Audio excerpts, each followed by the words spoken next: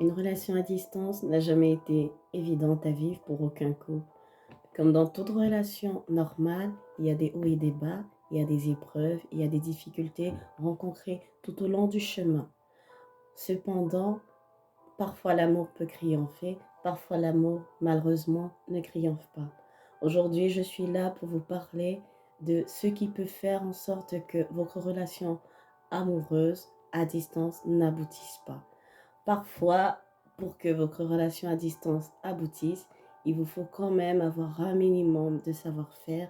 Il vous faut avoir certaines attitudes, tout simplement parce que elle n'est pas toujours, comme on se dit, naturellement, comme une relation quotidienne.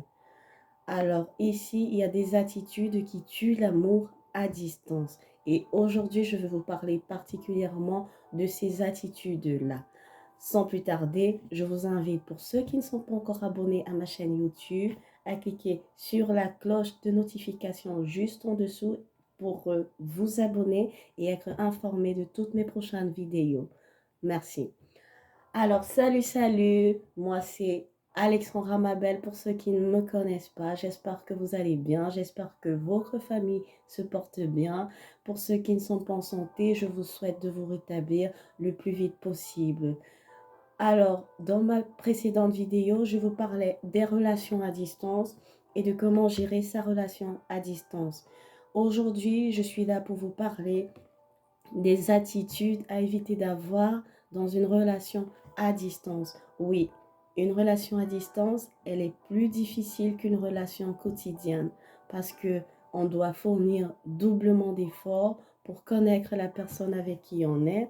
On doit faire plus d'efforts pour essayer de conserver cette flamme, cet amour qui existe entre deux personnes qui s'aiment.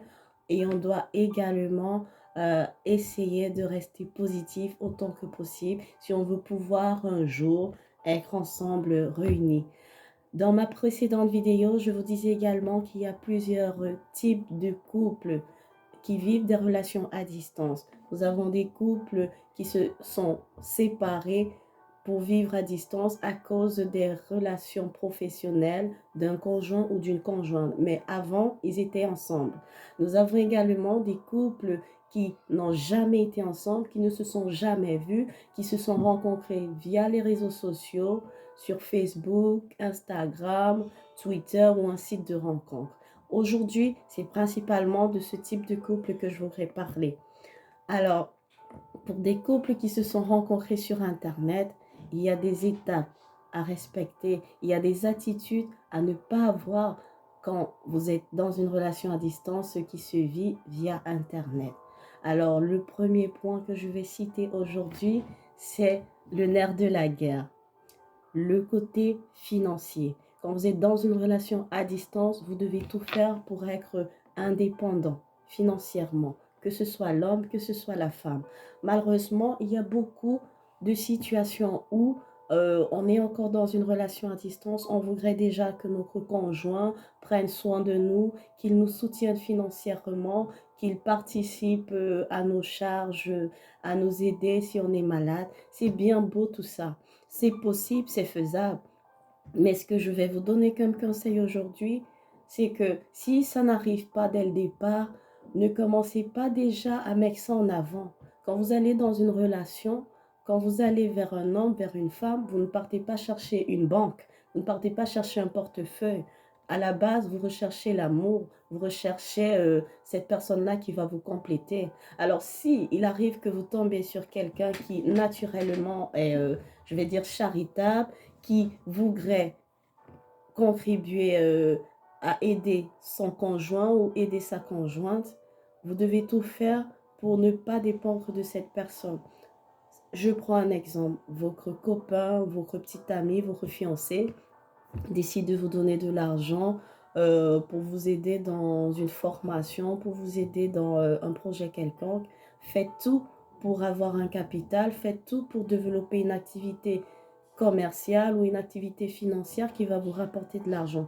Évitez de demander, de trop en demander, parce que chacun de vous, de son côté, a ses obligations. Chacun de vous, de son côté, paye peut-être un loyer, a des factures, a des charges. Alors, Commencez déjà dès le départ à mettre en avant le côté financier. L'argent, l'argent, l'argent, c'est vraiment un tue-l'amour. C'est ce genre d'attitude qui font fuir beaucoup de personnes, pourtant qui vous aimaient. Ça ne veut pas dire qu'elles ne vous aimaient pas. Mais cette pression-là déjà ressentie avant même de vivre ensemble tous les jours, ça peut tuer votre relation, ça peut tuer votre couple à distance.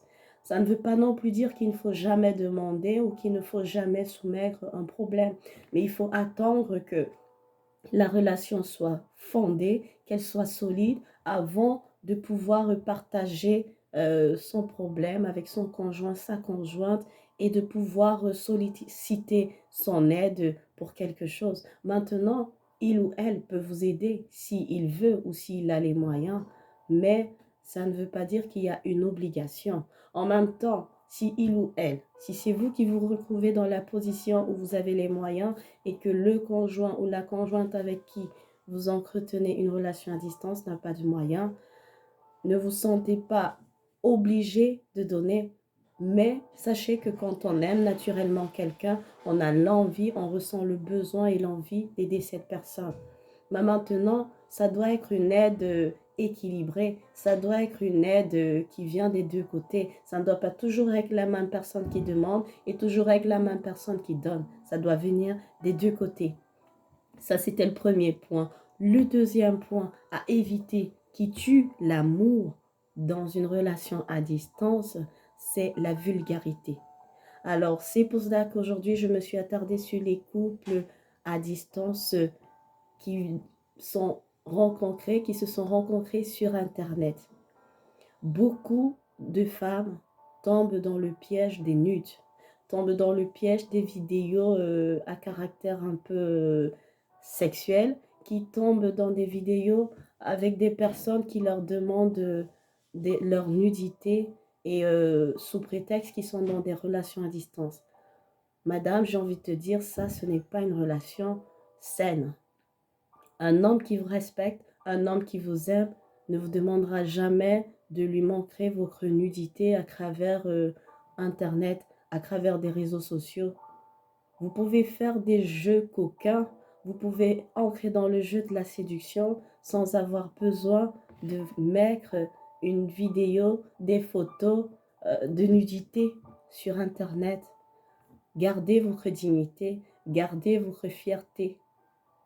Un homme peut vous dire je vous aime, une femme peut vous dire je vous aime, mais quand il commence à demander ce genre de choses, moi j'ai envie de vous dire, ça ne présage rien de bon. Ça ne veut pas dire que la personne est mauvaise, il peut avoir des besoins, il peut avoir des envies, ça se comprend. La distance, elle est pesante, elle est lourde, mais vous devez rester sur certains principes parce que en même temps, il en va aussi de votre dignité, de votre respect. Évitez d'être vulgaire, évitez de vous vendre pour rien, évitez d'être gratuite, parce qu'il y a des femmes qui vont dans des cyber cafés pour garder une relation à distance. Elle se déshabille et elle ne respecte plus son corps. Et après, ces photos se retrouvent sur Internet, se retrouvent sur la toile. Mesdames, vous devez vous faire respecter. Si vous êtes dans une relation à distance, alors vous devez vous faire respecter. Si cet homme est vraiment engagé, s'il veut être avec vous, s'il vous respecte, alors il ne vous demandera pas ce genre de choses. Je sais que cette opinion, tout le monde ne la partage pas, mais je pèse mes mots. Alors le troisième et le dernier conseil que je donnerai à mes sœurs, et à tous ceux qui se retrouvent dans des relations à distance, via les réseaux sociaux, via Internet, le dernier conseil que je vous donnerai, c'est la sincérité et la confiance. La sincérité et la confiance. L'attitude à éviter, c'est le mensonge. Vous devez toujours être sincère. Vous devez toujours avoir confiance en votre partenaire quand vous êtes dans une relation à distance. Mais attention, la confiance, ce n'est que au bout d'un certain nombre de temps. Certains me demanderont au bout de combien de temps de relation. Je vous dirai, c'est chacun qui le ressent à sa manière, qui le vit à sa manière. Il y a des gens qui ont fait des relations à distance pendant 8 ans. avant de se mettre enfin ensemble quotidiennement. Et il y en a qui ont fait des relations à distance pendant 6 mois ou pendant 1 an ou pendant 2 ans. Alors chacun vit son amour d'une manière ou d'une autre différemment. Mais vous devez baser votre relation sur la confiance. Malheureusement, beaucoup de couples aussi se détruisent à distance parce que sur Internet, on veut avoir le même contrôle que lorsqu'on est dans une relation normale, quotidienne, matin, midi, soir, où on voit monsieur ou on voit madame. Ça, ce n'est pas toujours possible. Il faut savoir que chacun a le droit d'avoir un peu d'espace, a le droit d'avoir un peu sa liberté, a le droit de faire autre chose que d'être raccroché à son téléphone, que d'être raccroché à son ordinateur. Vous devez avoir confiance en votre homme, vous devez avoir confiance en votre dame. Si vous appelez à 23 h, minuit, elle ne décroche pas, c'est pas simplement parce que il ou elle est en train de vous tromper. Ça peut être qu'elle était très fatiguée, la journée a été pénible et dort. Ça, je m'agresse aux hommes, je m'agresse également aux femmes. S'il n'a pas décroché le matin, ça ne veut pas dire forcément qu'il ne vous aime plus ou qu'il est agacé par vous. Évitez de développer des attitudes de jalousie, des attitudes de manque de confiance, des attitudes de mensonge. Et le mensonge, je l'ai englobé dans le dernier point parce que tout ça, ça se regroupe. Parfois, on a honte de dire qui on est. Parfois, on a honte de dire où on vit. Si vous n'êtes pas une fille des quartiers aisés, ne dites pas que vous êtes une fille de riche, ne dites pas que vous êtes ce que vous n'êtes pas. Il faut être fier de ce qu'on est. Il ne faut pas avoir honte de dire qui on est.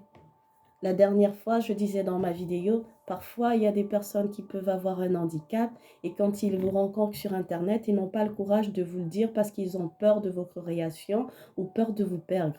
J'ai envie de vous dire, monsieur, madame, si c'est votre homme, ce sera votre homme. Si c'est votre femme, elle sera vous. Mais ça ne sert à rien de baser une relation sur un mensonge parce que la personne aurait pu vous aimer toujours dans la vérité. Il est toujours préférable de le dire. Il est toujours préférable d'être honnête. On dit dans un adage, le mensonge a les courtes jambes.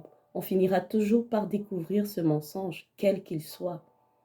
Si vous avez rencontré un homme, une femme, vous avez des enfants d'une autre relation, ne mentez pas.